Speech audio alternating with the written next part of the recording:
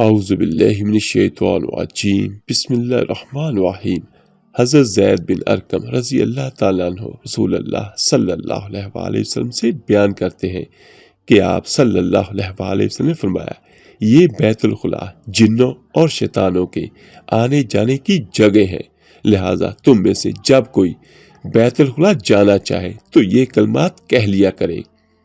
اعوذ باللہ من الخبث والخبائث، میں خبیث جنوں اور جنیوں کے شر سے اللہ کی پناہ میں آتا ہوں، سنن ابی داؤد حدیث نمبر 6۔ لیکن یاد رکھیے گا کہ آپ نے یہ کلمات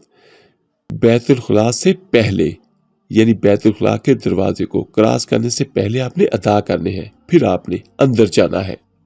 حضرت سلمان فارسی رضی اللہ تعالیٰ عنہ سے مروی ہے کہ کسی نے ان سے کہا کہ تمہارے نبی صلی اللہ علیہ وآلہ وسلم نے تو تمہیں سبھی چیزیں سکھائی ہیں،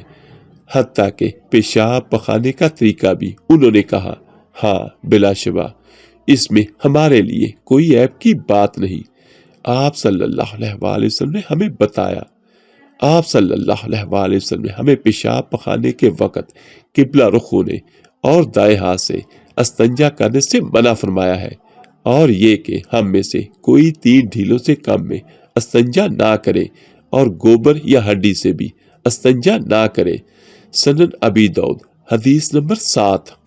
حضرت ابو ہریرہ رضی اللہ تعالیٰ عنہ بیان کرتے ہیں، رسول اللہ صلی اللہ علیہ وآلہ وسلم نے فرمایا، بلا شبہ میں تمہارے لیے والد کی مانند ہوں، تمہیں سکھاتا ہوں، جب تم میں سے کوئی پخانے کے لیے آئے تو قبلہ رخ ہو کر نہ بیٹھے اور نہ قبلے کی طرف پشت کرے اور نہ دائیں ہاتھ سے استنجا کرے، اور نبی کریم صلی اللہ علیہ وآلہ وسلم حکم دیا کرتے تھے کہ کم از کم 3 ڈھیلے استعمال کیا کریں، اور گوبر اور ہڈی سے منع فرمایا کرتے تھے، سنن ابی داؤد حدیث نمبر 8۔ اور آخر میں دعا ہے، اللہ پاک ہم سب کو دین اسلام پر چلنے والا بنا دے، آمین ثم آمین۔ اللہ پاک آپ سب کا حامی و ناصر ہو۔ السلام علیکم۔